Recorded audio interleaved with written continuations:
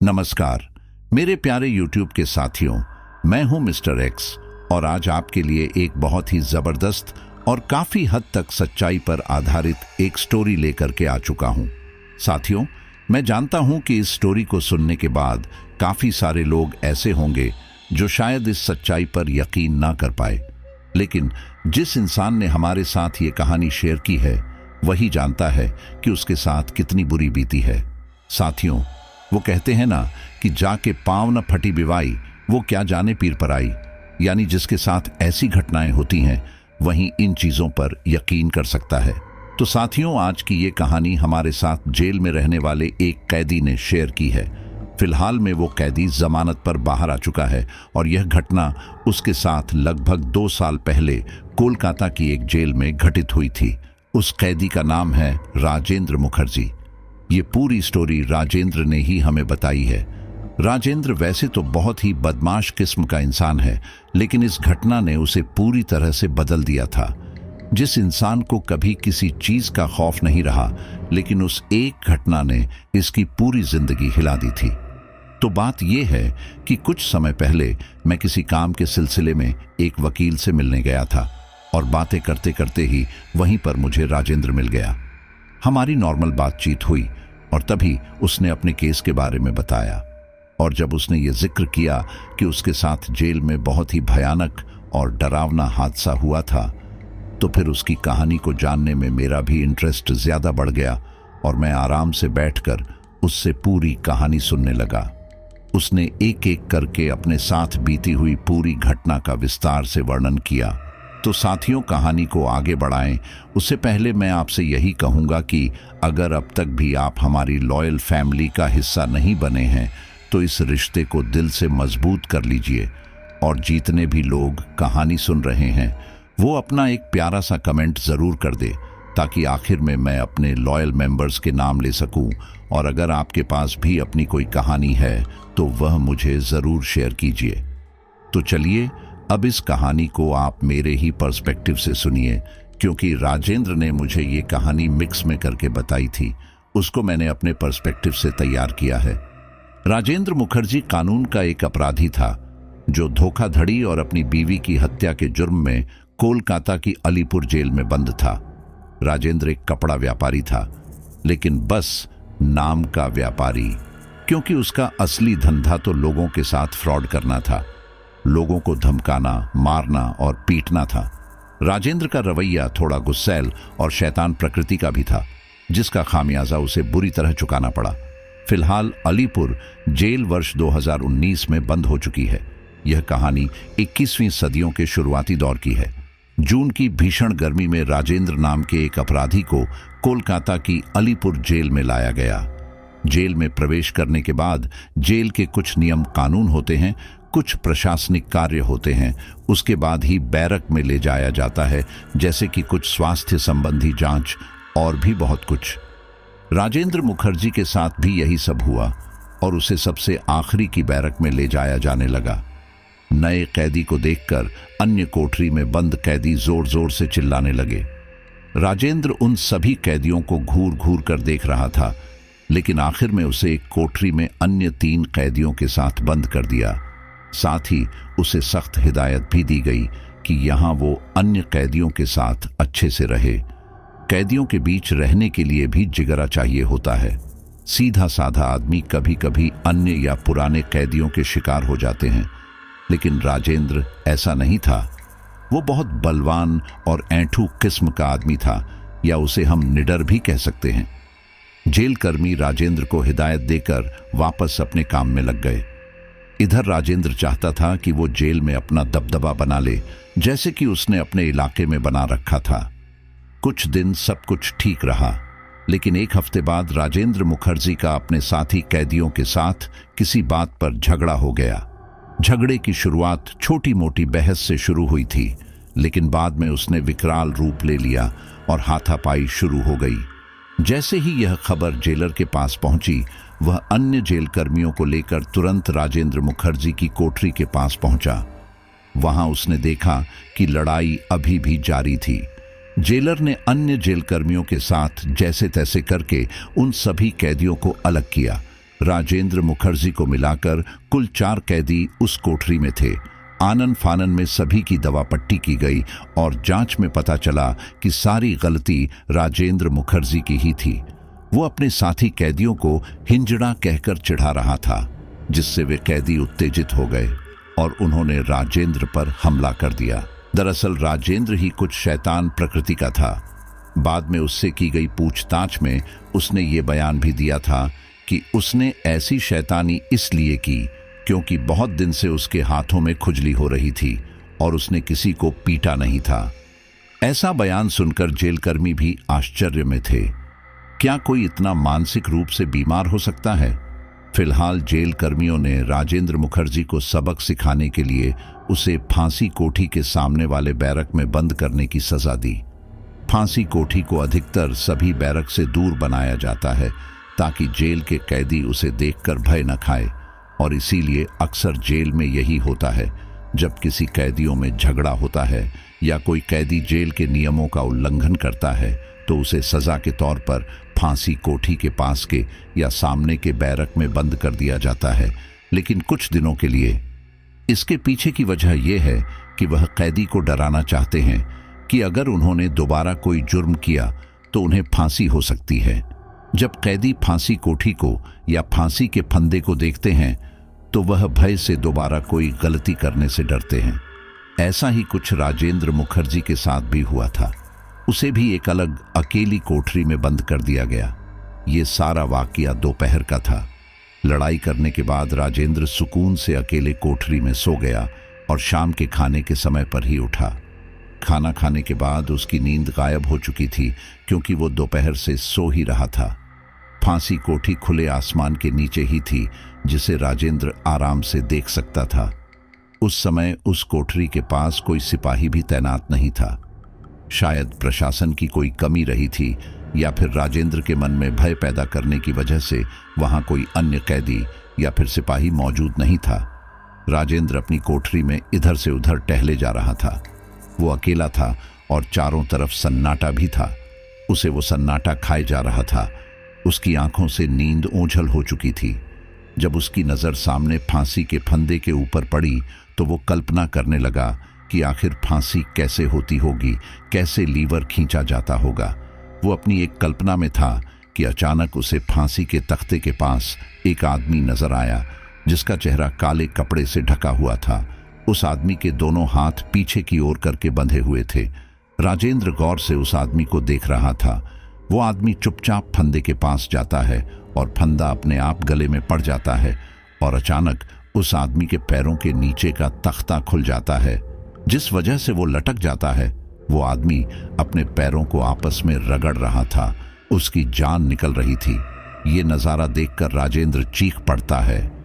उसकी चीख सुनकर 2 सिपाही भागकर राजेंद्र की तरफ आते हैं।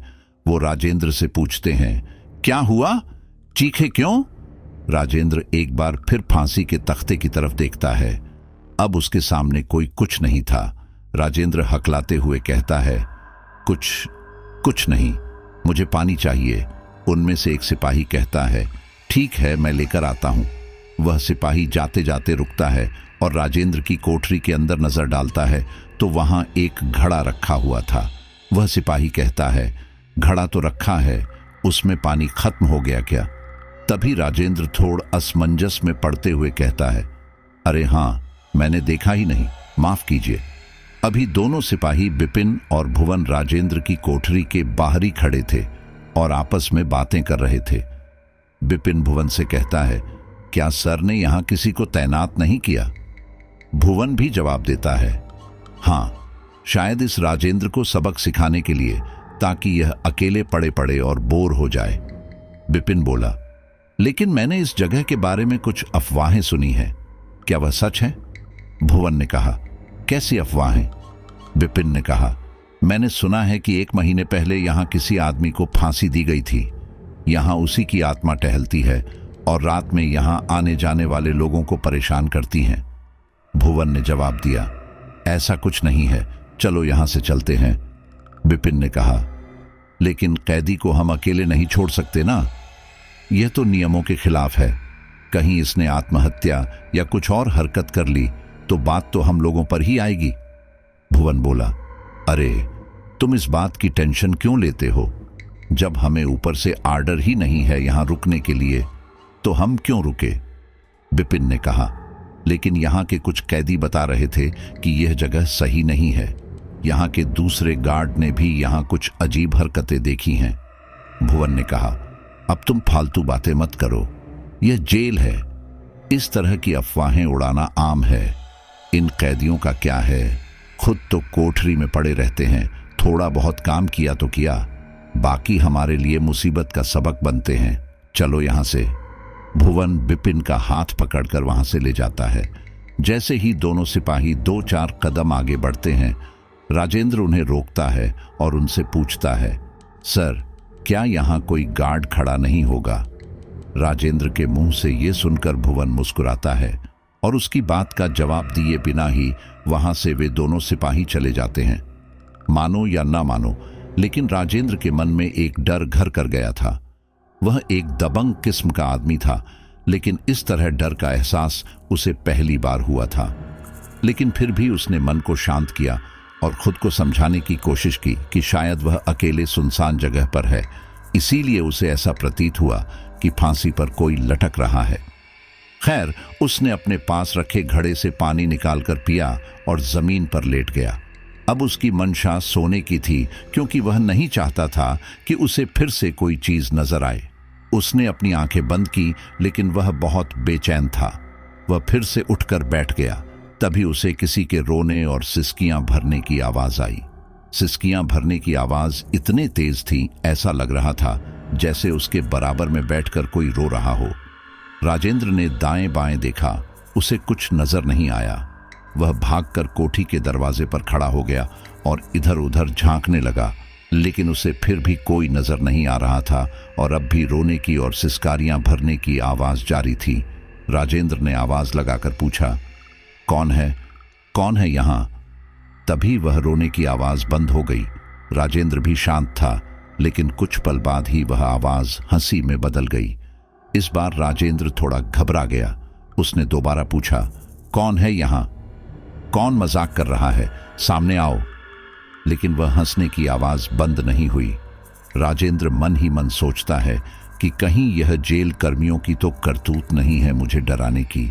इसीलिए वह थोड़ा रिलैक्स होने की कोशिश करता है और वापस अपनी जगह पर जाकर बैठ जाता है। लेकिन ये क्या, उसे फिर से वही आदमी फांसी के तख्ते के पास दिखाई देता है, जिसका चेहरा काले कपड़े से ढका हुआ था। राजेंद्र अब थोड़ा डर गया था कि ऐसे कैसे हो सकता है। वह सोचता है कि मैंने तो आज शराब भी नहीं पी है कि मुझे कोई वहम हो। राजेंद्र अपनी आंखें मलता है और दोबारा सामने की ओर देखता है, और अब भी वह आदमी फांसी के तख्ते के पास ही खड़ा था। अचानक वह आदमी फांसी के तख्ते से नीचे उतरता है और धीरे धीरे चलता हुआ राजेंद्र की कोठरी के पास बढ़ने लगता है। यह देखकर राजेंद्र का दिल जोर जोर से धड़कने लगता है, क्योंकि उस आदमी का चेहरा काले रंग के कपड़े से ढका हुआ था, लेकिन वह एक सीध में बिना देखे राजेंद्र की कोठरी की तरफ बढ़ रहा था। राजेंद्र यह देखकर घबरा गया कि ऐसे कैसे कोई बिना देखे एक सीध में उसकी तरफ आ सकता है।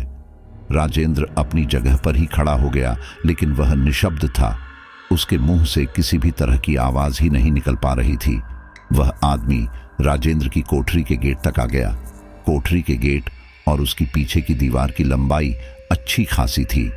राजेंद्र इतना घबरा गया कि वह अब दीवार से चिपक कर खड़ा हो गया, और देखते ही देखते उस काले कपड़े से ढके हुए आदमी ने गेट के सरिये में अंदर की ओर अपना हाथ अंदर डाला, और उसका हाथ लंबा होता चला गया जब तक कि उसने राजेंद्र की गर्दन नहीं पकड़ ली।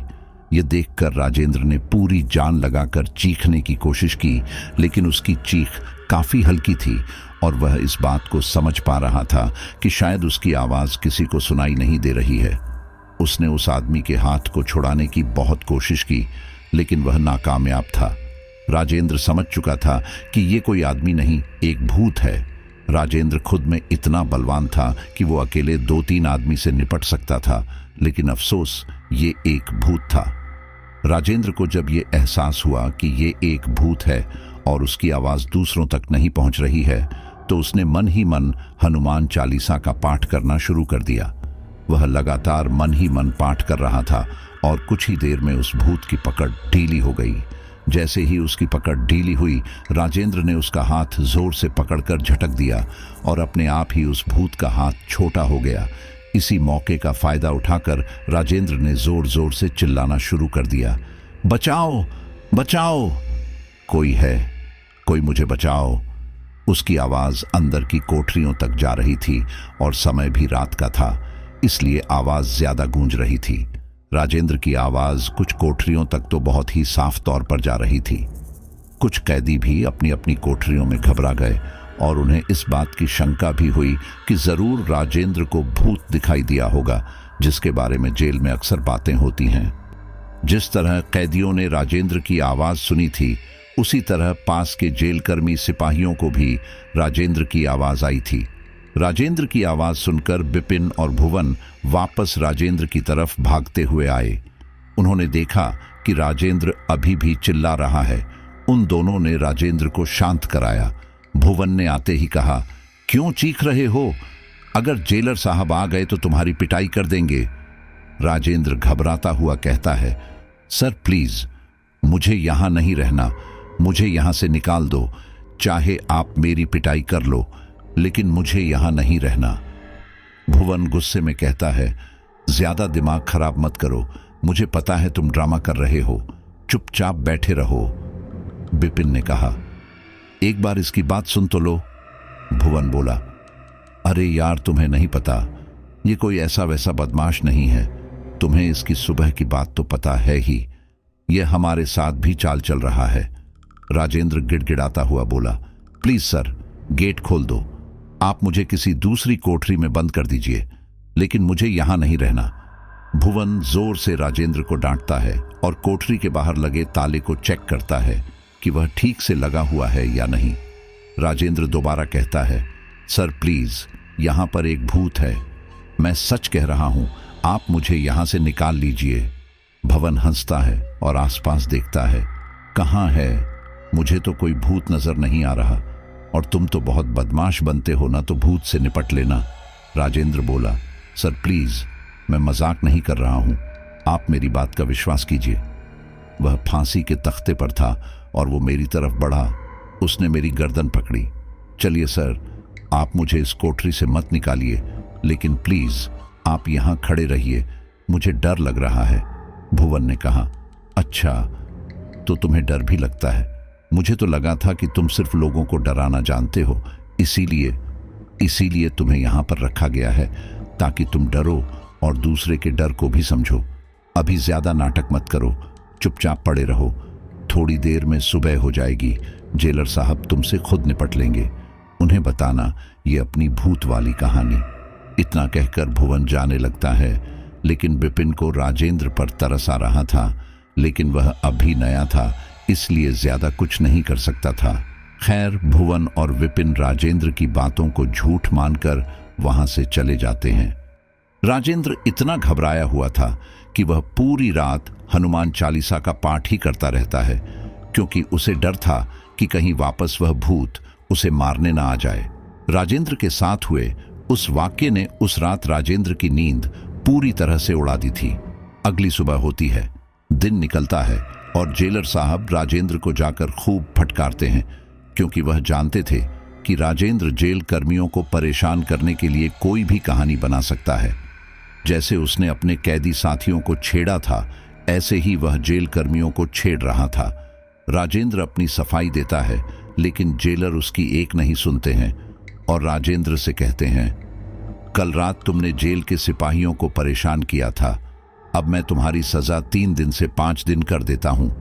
तुम अभी 5 दिन और इसी जेल में काटोगे, और कल तो किसी कारणवश यहां गार्ड तैनात नहीं कर पाया था, लेकिन अब जानबूझकर यहां किसी को आने नहीं दूंगा। जेलर के मुंह से ऐसी सजा सुनकर राजेंद्र बुरी तरह घबरा गया। उसने हाथ जोड़कर जेलर के सामने विनती की, लेकिन जेलर पर जैसे कोई असर ही नहीं हो रहा था। जेलर बिना कोई प्रतिक्रिया दिए वहां से चला गया और राजेंद्र बार बार उस फांसी के तख्ते को ही देखता रहा। हे भगवान, अब क्या होगा? यहाँ के जेल कर्मी तो मेरी एक भी नहीं सुन रहे। मेरी कल की रात ही इतनी भारी थी और अब 5 दिन। मुझे तो लगता है मैं आज की रात जिंदा ही नहीं बचूंगा। हे भगवान, तू ही कुछ मदद कर।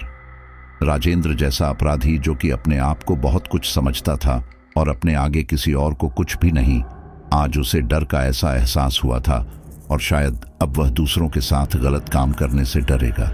आज वह अपने आप को कमजोर महसूस कर रहा था और उसे भगवान की शक्ति पर ज्यादा विश्वास था। रोज की तरह राजेंद्र फिर से दोपहर का खाना खाता है। वह थोड़ी देर सोने की कोशिश करता है, लेकिन बार बार उसे रात की घटना याद आती है। हैरान करने वाली बात यह थी कि दिन भर में भी उसके पास खाना देने के अलावा कोई सिपाही भटका ही नहीं था। न केवल राजेंद्र के पास, बल्कि उसके आसपास के एरिया में भी नहीं। अब राजेंद्र ने इससे यह अंदाजा लगा लिया कि यह जगह अधिकतर खाली और सुनसान ही रहती है। यहाँ पर कोई बिना काम के नहीं आता होगा और उसके साथ जो घटना हो रही है वो शायद इससे पहले किसी के साथ हुई ही नहीं है, तभी कोई उस पर विश्वास नहीं कर रहा। आज राजेंद्र अपने गलती और बदमाशी के लिए पछता रहा था, लेकिन अब वह कर भी क्या सकता है। आगे जो होना था उसे तो भुगतना ही था। जल्द ही शाम भी ढल जाती है और रात के खाने का समय हो जाता है। एक जेल कर्मी राजेंद्र को खाने की थाली लाकर देता है तो राजेंद्र उससे कहता है, भैया सुनो, क्या तुम आज रात यही बाहर रुक जाओगे? वह जेल कर्मी उत्तर देता है, क्यों, क्या हुआ? राजेंद्र ने कहा, यहाँ एक भूत है। कल रात उसने मुझे मारने की कोशिश की थी। मैंने जेलर से भी कहा, लेकिन वह मेरी बात पर विश्वास नहीं कर रहे हैं। अब अंधेरा हो चुका है, वो भूत फिर वापस आ जाएगा। वह जेल कर्मी हंसते हुए बोला, मुझे पागल समझा है क्या जो मैं तुम्हारी बात पर विश्वास कर लूं? तुम जैसे न जाने कितने लोग यही कहते हैं जब उन्हें सजा से बचना होता है। अरे, जब यहां रुकना इतना कठिन लगता है तो ऐसी गलतियां करते ही क्यों हो जो सजा भुगतनी पड़े। अपनी बात कहकर वह जेल कर्मी वहां से चला जाता है और राजेंद्र उसे आवाज लगाता रहता है। राजेंद्र गुस्से में खाने की थाली को फेंक देता है और मन ही मन जेलर और जेल कर्मियों को गाली देता है। अब वह बेचैन होने लगता है। रात के लगभग 9 बजे थे। सभी कैदी अपने अपने बैरक में सो चुके थे। उधर जेल कर्मी अपने कामों में व्यस्त थे। गर्मी अपने चरम पर थी। राजेंद्र भी पसीना पसीना हो रहा था। राजेंद्र को पसीना आने की दूसरी वजह उसका डर भी था। वो बार बार अपनी नजरों को उस फांसी के तख्ते से ओझल करता रहता था। लगभग 1 घंटा बेचैन होने के बाद राजेंद्र को नींद आने लगी, क्योंकि वो पिछली रात भी ठीक से नहीं सोया था और न ही आज दोपहर सो पाया था। फिलहाल सब कुछ नॉर्मल था, इसीलिए उसकी झपकी लग गई। रात के कुछ 2 बजे होंगे। उसी समय राजेंद्र को किसी के चलने की आवाज आने लगी, जिससे उसकी नींद खुल गई। जब वह नींद से जागा था तो एक पल के सब कुछ भूल ही गया था, लेकिन अगले ही पल उसके मन में फिर से डर पैदा होने लगा। उसे कल रात की घटना फिर से याद आने लगी। इसी बीच उसे किसी के कदमों की आवाज साफ तौर पर सुनाई दे रही थी। राजेंद्र की हिम्मत नहीं हो रही थी कि वो खड़े होकर झांक कर देखे या फिर कुछ बोले। एक तरीके से वो खुद को छुपाए रखने की कोशिश कर रहा था, लेकिन क्या भूत से छुपना आसान है? राजेंद्र की यह कोशिश बिल्कुल नाकामयाब थी। उसे आज फिर से किसी के रोने की आवाज आने लगी। वह घबराकर दीवार के कोने में चिपक कर बैठ गया। राजेंद्र बिल्कुल शांत था और रोने की सिसकियां को सुन रहा था। उसे ऐसा लग रहा था कि जैसे वो रोने की आवाज उसकी कोठरी से ही आ रही है, लेकिन उसे आसपास कोई भी दिखाई नहीं दे रहा था। वह रोने की आवाज धीरे धीरे तेज होती जा रही थी, जो कि राजेंद्र के कानों को तकलीफ देने लगी थी। लेकिन राजेंद्र खुद कोई भी आवाज निकालना नहीं चाहता था, क्योंकि उसे डर था कि कहीं भूत उसकी आवाज सुनकर वापस ना आ जाए। राजेंद्र को वो आवाज इतनी बुरी लगने लगी थी कि वह उस कोठी से निकलने के लिए गेट की तरफ दौड़ा। लेकिन ये क्या, गेट तो बाहर से बंद था, उस पर तो ताला लटका हुआ था। उसने गेट के सरिये को पकड़कर खोलना चाहा, लेकिन अफसोस वह इतना बलवान भी नहीं था कि जेल में बने मोटे सरिये के दरवाजे को तोड़ पाता। इसी बीच उसकी नजर सामने फांसी कोठी यानी कि फांसी के तख्ते पर गई, जहां उसने देखा कि लीवर जिससे फांसी के तख्ते खुलते हैं अपने आप खींचा है। लीवर के खींचते ही तख्ता खुल गया, लेकिन इस बार उसे कल वाला काले कपड़े से मुंह ढका भूत दिखाई नहीं दिया। ये घटना राजेंद्र के मन में सकारात्मक और नकारात्मक दोनों तरीके से प्रभाव डाल रही थी। एक तरफ वह इस बात को लेकर खुश था कि आज उसे कल वाला भूत दिखाई नहीं दिया, लेकिन दूसरी तरफ डरा हुआ भी था, क्योंकि रोने की आवाज उसके बिल्कुल नजदीक से आ रही थी और जिस बात का डर था वही हुआ। वह अपनी कोठरी में जैसे ही पीछे की तरफ पलटा, उसके सामने वही भूत खड़ा था जिसने कल उसे मारने की कोशिश की थी। राजेंद्र की सिट्टी पिट्टी गुम हो चुकी थी। अब उसने चीखना शुरू कर दिया, बचाओ जेलर साहब। राजेंद्र कोठरी के गेट को हिलाने की कोशिश करता है और चीखता है, लेकिन उसकी चीख किसी को भी सुनाई नहीं दे रही थी। राजेंद्र समझ चुका था कि अब उसकी मदद करने कोई नहीं आने वाला। राजेंद्र गुस्से में उस भूत से बोला, कौन है तू? मेरे पीछे क्यों पड़ा है? वो भूत मासूमियत से बोला, मैं निर्दोष हूं, मुझे यहां कैदी बना के रखा था। राजेंद्र सोचने लगा कि ये क्या कह रहा है। निर्दोष, ये कैसा नाम है? राजेंद्र बोला, निर्दोष, तुम मुझे परेशान क्यों कर रहे हो? मैंने तुम्हारा क्या बिगाड़ा है और तुम अपना चेहरा क्यों छुपाए हुए हो? वो कैदी भूत बोला, तो तुम्हें मेरा चेहरा देखना है, लो देखो। इतना कहकर उस भूत ने अपना चेहरे से वो काला कपड़ा हटा लिया। राजेंद्र उसके चेहरे को देखकर बुरी तरह घबरा गया। उसका चेहरा काला था और बाकी का हिस्सा गोरा। ऐसे तब होता है जब किसी को फांसी देने के लिए ले जाते हैं और वह बहुत ज्यादा डर रहा होता है। राजेंद्र घबराता हुआ हाथ जोड़कर बोला, देखो, मुझे कुछ मत करो, मैं तुम्हें नहीं जानता तो मुझे परेशान क्यों कर रहे हो? मैंने तुम्हारा कुछ नहीं बिगाड़ा, प्लीज यहां से चले जाओ। भूत गुस्से में बोला, मैंने भी किसी का कुछ नहीं बिगाड़ा था। जैसे तुम गिड़गिड़ाकर कह रहे हो, तुमने कुछ नहीं किया। ऐसे ही मैं भी रोया था, गिड़गिड़ियां था, लेकिन मेरी भी किसी ने सुनी। इसी कोठरी में मुझे 1 हफ्ता बंद रखा और जो गलती मैंने की ही नहीं उसकी सजा मुझे मिली। इसीलिए मैं किसी को भी नहीं छोड़ूंगा। वो फांसी का फंदा देख रहा है ना, उसी पर तुझे मौत दूंगा। और इतना कहने के बाद उसने राजेंद्र का गला पकड़ा और उसे ऊपर की ओर उठाने लगा। राजेंद्र ने एक बार फिर उस भूत से अपने आप को छुड़ाने की कोशिश की, लेकिन वह नाकाम हो रहा था। अपने हाथ पैरों की ही जान लगाकर उससे छूटने की कोशिश कर रहा था, जो कि उसके लिए लगभग नामुमकिन था। भूत उसका गला इतना जोर से दबा रहा था कि राजेंद्र की जीभ भी बाहर आने लगी थी, उसकी आंखें फैलने लगी थी। राजेंद्र को ध्यान आया कि भूत से लड़ना उसके बस की बात नहीं, उसके भगवान ही उसे बचा सकते हैं। तो उसने एक बार फिर हनुमान चालीसा का पाठ शुरू किया। राजेंद्र ने जैसे ही हनुमान चालीसा का पाठ शुरू किया, उस कैदी के भूत ने राजेंद्र को जमीन पर पटक दिया। जमीन पर पटकने से राजेंद्र के सिर से खून निकलने लगा। वह उठकर बैठ गया और अपना खून अपने हाथ से साफ करने लगा। इस बीच उसने हनुमान चालीसा पढ़नी बंद कर दी थी, जिसकी वजह से वह भूत दोबारा सक्रिय हो गया और उसने पास में रखे घड़े को राजेंद्र के सिर पर मारा। राजेंद्र खुद को संभालता, इससे पहले ही उस पर दूसरा हमला हो चुका था और वह भी सिर की उसी चोट पर। राजेंद्र अवचेतन अवस्था में जाने लगा था। वह हनुमान चालीसा पढ़ने की काफी कोशिश कर रहा था, लेकिन वह मजबूर था। उसके हाथ की हड्डी टूट चुकी थी, जिस वजह से वह जमीन के सहारे भी उठ नहीं पा रहा था, और दूसरी बात, अब वह बेहोश हो चुका था, जिस वजह से वह हनुमान चालीसा को नहीं पढ़ पा रहा था। राजेंद्र को इस तरह बेहोशी में पड़ा देखकर उस भूत को बहुत खुशी मिल रही थी। वह राजेंद्र को अपनी शक्तियों के द्वारा हवा में इधर से उधर पटक रहा था। वैसे तो राजेंद्र बेहोश हो चुका था, लेकिन दर्द से कभी कभी कराह उठता था। भूत के चेहरे पर जो काला कपड़ा ढका हुआ था, उसने वह काला कपड़ा राजेंद्र के मुंह पर ढका और उसे बाहर ले जाने के लिए आगे बढ़ा, लेकिन तभी उस भूत को घंटियों की आवाज आने लगी। घंटी कोई ऐसी वैसी नहीं, आरती की घंटियां। दरअसल जेल के पीछे एक छोटी सी बस्ती है। वहां लोगों ने आज रात दुर्गा पूजा और जागरण का आयोजन रखा था। पूजा काफी धूमधाम से मनाई जा रही थी। साथ ही आरती की घंटी की पवित्र ध्वनि रात होने के कारण दूर दूर जा रही थी। साथ ही मंत्रों का उच्चारण भी हो रहा था जो कि जेल में भी आसानी से सुनाई दे रहा था। उस पवित्र ध्वनि को सुनकर उस कैदी भूत को परेशानी होने लगी और वो उस समय वहां से गायब हो गया।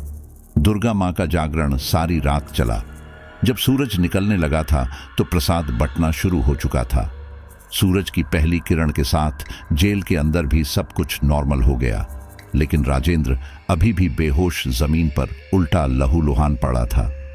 सुबह 7 बजे जब एक जेलकर्मी राजेंद्र के लिए नाश्ता लाया तो उसने राजेंद्र को बहुत बुरी हालत में पाया। उस जेलकर्मी ने गेट पर लगे ताले को भी देखा, वो अच्छी तरह बंद था। अब वह जेलकर्मी भागता हुआ जेलर के पास गया और राजेंद्र के बारे में बताया। जेलर अन्य सिपाहियों के साथ फांसी कोठी की ओर दौड़ पड़ा। इन सिपाहियों में भुवन और बिपिन भी शामिल थे। जैसे ही ये लोग वहां पहुंचे तो राजेंद्र की हालत देखकर आश्चर्य में पड़ गए कि राजेंद्र को इतनी बुरी तरह किसने मारा है। जेलर की नजर गेट पर पड़े ताले पर पड़ी। ताला भी बंद था। जेलर ने ताले को खींचकर देखा तो सच में ताला अच्छे से बंद था, यानी कि अंदर कोई नहीं गया था। तो फिर राजेंद्र की ऐसी हालत किसने कर दी थी? उसने पास खड़े सिपाहियों से पूछा, तुम में से किसने इसका ये हाल किया? सभी सिपाही मना करने लगे और हैरानी से राजेंद्र को देखने लगे। जेलर भी जानता था कि उसके जेलकर्मी ऐसा नहीं कर सकते। जेलर ने सिपाहियों से कहा, जल्दी से ताला खोलो, राजेंद्र को बाहर निकालो, इसे डॉक्टर को दिखाना जरूरी है। भुवन ने जल्दी से ताला खोला और अन्य सिपाहियों की मदद से जेल परिसर के डॉक्टर के पास लेकर गए। जेल परिसर के डॉक्टर ने राजेंद्र की मरहम पट्टी तो कर दी, लेकिन वह उसे होश में नहीं ला पाए। शायद उसे काफी गहरा सदमा लगा था और जेल परिसर में प्राथमिक इलाज की सुविधा थी और राजेंद्र की हालत ज्यादा खराब थी। जब 1 घंटे तक भी राजेंद्र को होश नहीं आया तो महानिरीक्षक ने जेलर को आदेश दिया कि वह राजेंद्र को अस्पताल ले जाए। जेलर ने तुरंत एम्बुलेंस को बुलाया। जेलर और अन्य 2 जेलकर्मी बिना देरी के राजेंद्र को लेकर पास के ही अस्पताल में चले गए। हालांकि अस्पताल भी आधे घंटे की दूरी पर था। वहां पहुंचते ही पट्टियों से लिपटे हुए एक आदमी को देखकर आसपास के लोग इकट्ठा हो गए हैं। कुछ ही देर में वहां पर मीडिया और प्रेस वाले भी आ चुके थे। उस दौर में लोग अधिकतर रेडियो सुनना पसंद करते थे। टीवी भी थे, लेकिन हर घर में नहीं। अखबार भी कुछ अमीर घरों में या फिर दुकानों वगैरह पर आते थे। इसीलिए शुरू में ज्यादा लोगों तक ये खबर नहीं पहुंच पाई। लेकिन कुछ दिनों में ये बात ऊपर के अफसरों तक भी पहुंची कि कोलकाता की अलीपुर की जेल हिरासत में एक कैदी बुरी तरह जख्मी हुआ है। काफी लोगों का कहना तो यह था कि राजेंद्र एक बदमाश आदमी था। उसने जरूर जेल में किसी जेलकर्मी के साथ बदतमीजी की होगी, इसीलिए उन्होंने राजेंद्र को मारा होगा। लेकिन सच्चाई तो कुछ और ही थी। अस्पताल में भर्ती होने के कुछ घंटों बाद राजेंद्र को होश आ गया था और वहां कुछ पुलिस वाले भी मौजूद थे जो कि जेलकर्मियों से राजेंद्र की हालात के बारे जानने की कोशिश कर रहे थे। पुलिस वालों को भी यही शक था कि शायद राजेंद्र और जेलकर्मियों के बीच कोई बात हुई होगी या फिर कैदियों से कोई बात हुई होगी। राजेंद्र के होश आने के बाद पुलिस और जेलर के सामने राजेंद्र का बयान दर्ज हुआ। होश में आते ही राजेंद्र ने खुद को अस्पताल में पाया। उसका एक हाथ टूटा हुआ था। राजेंद्र अभी भी डर रहा था। उसने चारों तरफ नजर घुमाई थी तो वो आईसीयू में था और उस कमरे 2 पुलिस वाले मौजूद थे। राजेंद्र को होश में देख पुलिस वालों ने जल्दी से अपने सीनियर ऑफिसर को बुलाया। उन्होंने राजेंद्र से उसकी हालत के बारे पूछा, जिस पर राजेंद्र बोला, सर, उस भूत ने मुझे मारा, बहुत मारा। मैं उससे विनती करता रहा, लेकिन उसने कहा कि वो मुझे नहीं छोड़ेगा। मैं तो उसे जानता भी नहीं सर। ये सुनकर पुलिस वाले हैरान थे और साथ जेलर भी। पुलिस ऑफिसर ने उससे पूछा, तुम किस भूत की बात कर रहे हो? राजेंद्र ने जवाब दिया, निर्दोष भूत की। पुलिस ऑफिसर ने कहा, क्या निर्दोष? राजेंद्र ने कहा, हां, उसने यही कहा था कि वो निर्दोष है। राजेंद्र के बयान को सुनकर पुलिस वाले सोचते हैं कि शायद राजेंद्र की दिमागी हालत ठीक नहीं है, इसीलिए वे उस समय वहां से जाने लगते हैं। तभी राजेंद्र उन्हें रोकते हुए कहता है, सर, मुझे अकेला मत छोड़िए, वो फिर से मुझे मारने आ जाएगा। पुलिस ऑफिसर ने कहा, तुम डरो मत, मेरे 2 सिपाही तुम्हारे साथ यहीं रुकेंगे।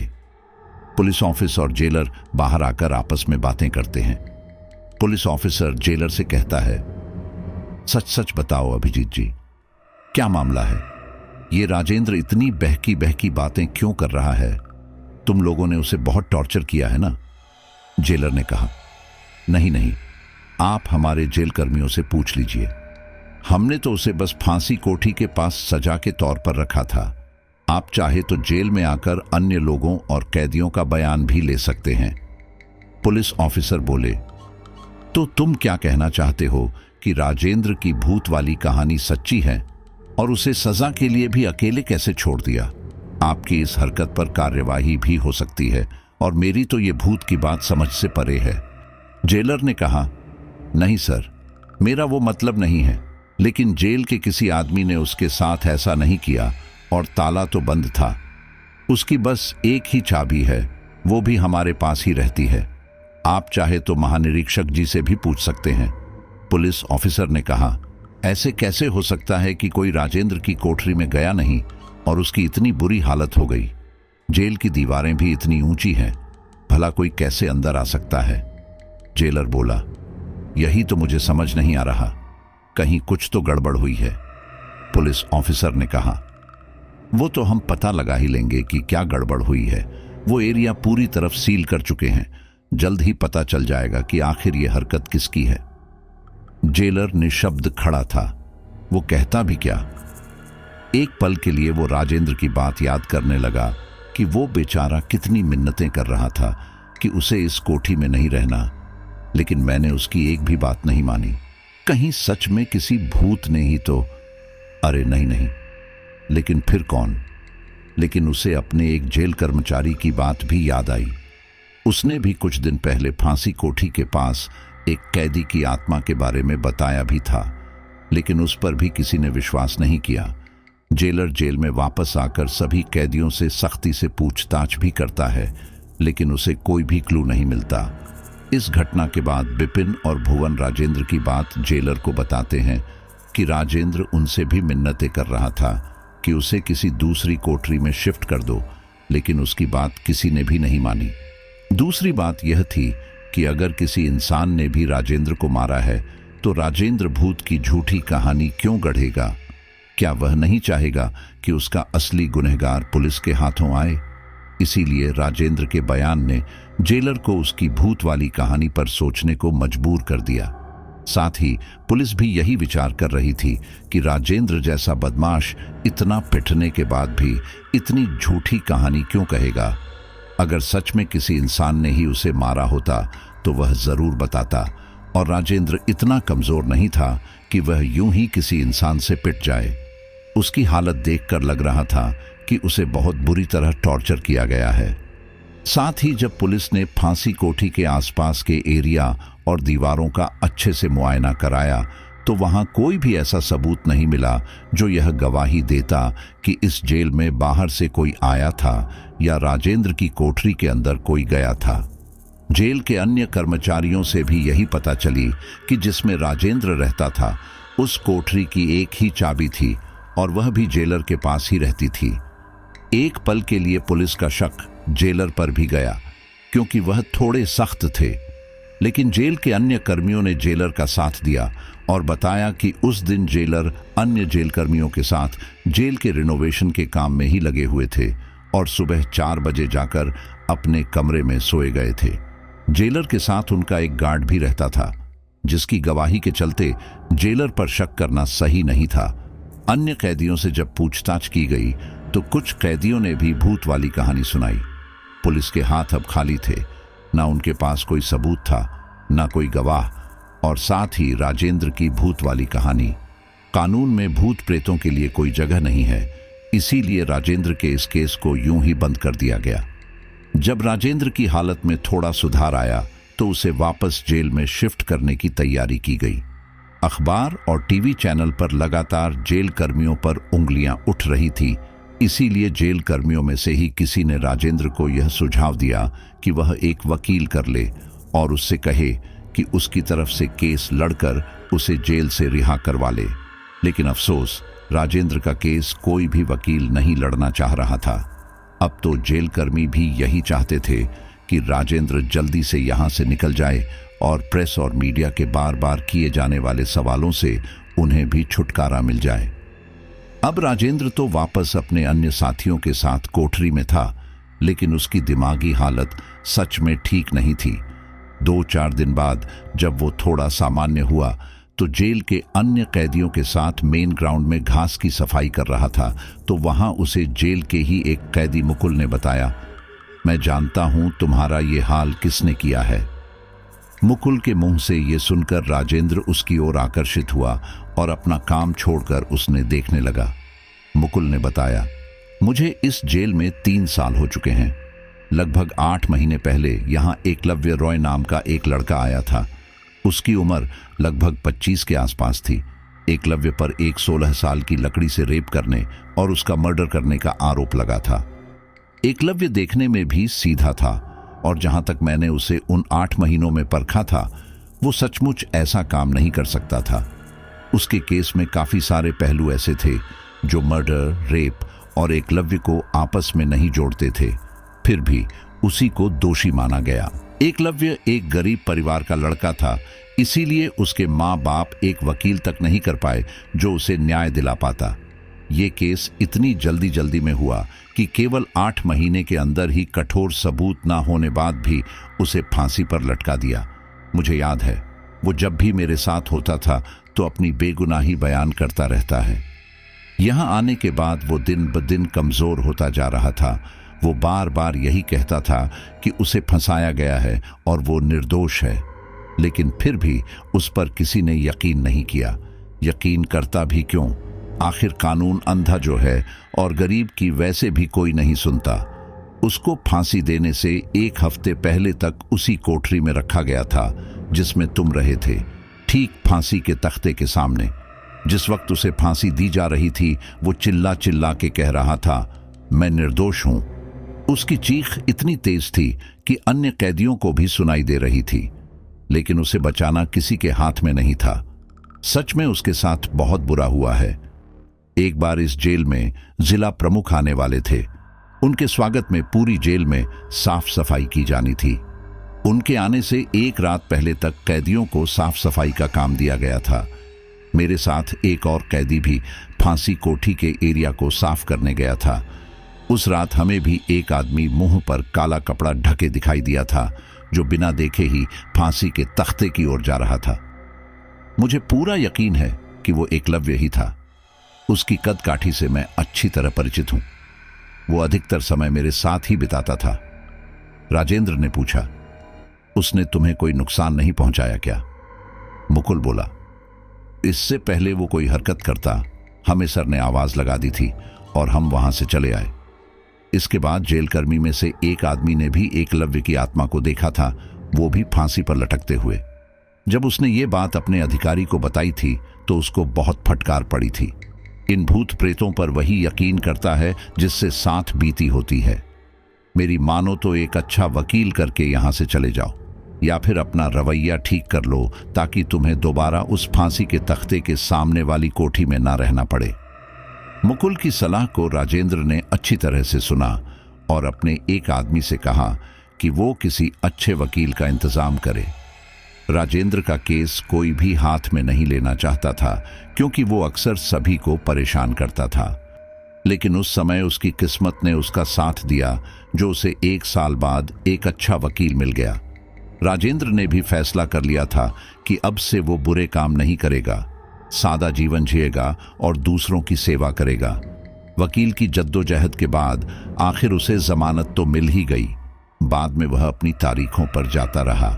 आज भी राजेंद्र जब किसी को अपने साथ हुई घटना के बारे में बताता है तो बहुत लोगों को यकीन नहीं होता, लेकिन कुछ उस घटना को सच मानते हैं, क्योंकि अब राजेंद्र पूरी तरह बदल चुका था। राजेंद्र तो बचकर आ चुका था, लेकिन उसके बाद भी शायद किसी के साथ ऐसा ही हुआ होगा। सन 2019 में अलीपुर जेल को ये कहकर बंद कर दिया कि यहाँ उपयुक्त सुविधाएं नहीं थीं। सुविधाएं नहीं थीं या फिर वहां कुछ और ही चला रहा था, ये तो भगवान ही जाने। राजेंद्र की घटना के बाद भी अलीपुर जेल के भूत के वाकये बंद नहीं हुए थे। कौन जाने राजेंद्र की तरह और कोई कैदी भी एकलव्य का शिकार हुआ हो। जहां तक सुविधाओं की बात है, प्रशासन चाहता तो सुविधाएं उपलब्ध हो सकती थीं, लेकिन किसी ने कोशिश क्यों नहीं की, ये सोचने वाली बात है। साथियों, मैं नहीं जानता कि आप इस स्टोरी पर कितना यकीन कर पाएंगे, लेकिन जैसी स्टोरी हमें राजेंद्र ने बताई थी, वो स्टोरी मैंने आपके साथ शेयर कर दी है। स्टोरी इसी के साथ यहीं पर कंप्लीट होती है और मैं यकीन के साथ कह सकता हूं कि ये स्टोरी आपको काफ़ी अच्छी लगी होगी। और मैं यह भी जानता हूं कि काफ़ी कम लोग ऐसे होते हैं जो सबसे आखिर तक कहानी को सुन रहे होते हैं। लेकिन अगर आप चुनिंदा लोगों में से हैं जो कहानी को आखिर तक सुने हैं, तो लिखिए, हम हैं मिस्टर एक्स की लॉयल फैमिली जो आखिर तक सुनते हैं पूरी स्टोरी। इससे मैं समझ जाऊंगा कि आपने कहानी को आखिर तक सुना है और अगली बार स्टोरी मैं आपका नाम मेंशन करूंगा। तो चलिए अब हम अपने कुछ लॉयल मेंबर्स के नाम ले लेते हैं। लक्ष्मी कश्यप, सुमोती दास ओडिशा, निर्मला बंबई, अशोक कुमार यूपी, मनोज दिल्ली, संतोष शर्मा श्री गंगानगर, अमन गोरखपुर, दीपांकर खटुआ, अशरफ हुसैन नेपाल, डेविड, नागेंद्र कुमार यूपी, विवेक चौबे, सुमित सिंह दिल्ली, सीमा गुजरात, पूनम शर्मा पंजाब, रमेश कुमार अमृतसर, राहुल झारखंड, मुस्कान हिमाचल। चलिए फिर बहुत बहुत धन्यवाद, मिलते हैं अगली स्टोरी पर।